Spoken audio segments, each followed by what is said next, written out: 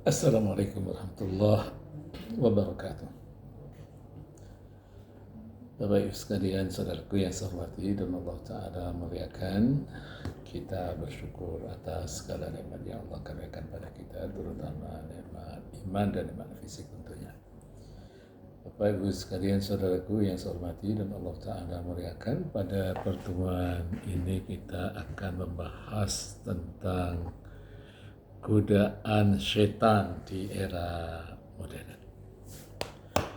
Di surat yang kedua, ayat yang ke-208, Allah ingatkan kepada kita agar kita senantiasa berhati-hati dengan manuver-manuver yang dilakukan oleh syaitan. Allah Ta'ala berfirman, A'udzu billahi minasyaitonir rajim, Ya ayyuhalladzina amanu udkhulu fis silmi kaffah wa la tattabi'u khutuwatis syaitan innahu lakum aduwwun mubin. Wahai orang-orang yang beriman, masuklah kalian ke dalam Islam secara totalitas. Dan janganlah kalian mengikuti langkah-langkah syaitan. Sesungguhnya ia adalah musuh yang nyata bagi kalian. Ayat ini melarang kepada kita, jangan sampai kita mengikuti langkah-langkah yang dilakukan oleh syaitan. Dan ada yang menarik terkait dengan korelasi antara awal ayat dan akhir ayat. Di awal ayat itu Allah menyuruh kepada kita semua agar berafiliasi, masuk ke dalam agama Islam secara totalitas. Tapi setelah itu Allah larang kita mengikuti langkah setan. Apa munasabahnya? Apa korelasinya?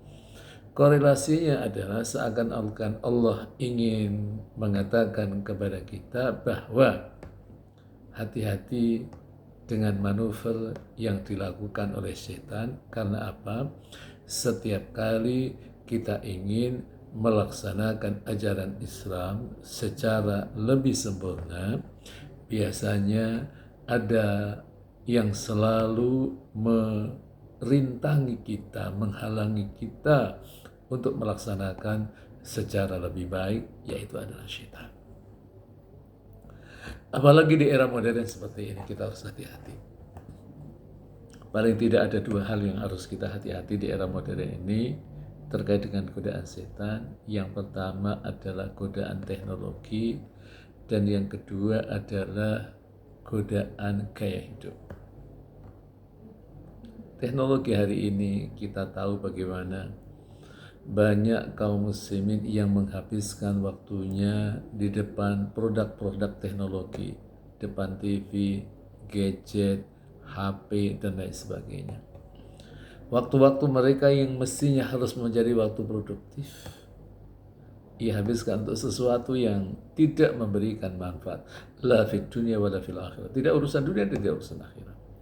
Padahal kita menilai seseorang itu baik dan tidak keislamannya, kata Rasulullah SAW, min husni islamil mar'i tarkuhu ma la ya'ni. Di antara ciri kebaikan keislaman seseorang adalah ketika ia mampu meninggalkan hal yang tidak memberikan manfaat kepadanya.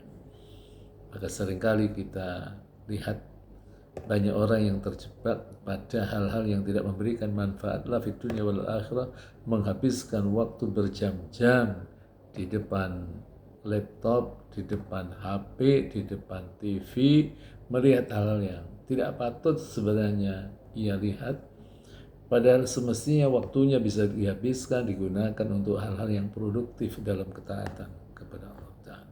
Dan itu adalah bagian dari manuver yang dilakukan oleh syaitan dalam menggoda manusia. Yang kedua adalah godaan gaya hidup. Hari ini kita lihat bagaimana manusia terjebak pada gaya hidup hedonisme dan materialisme.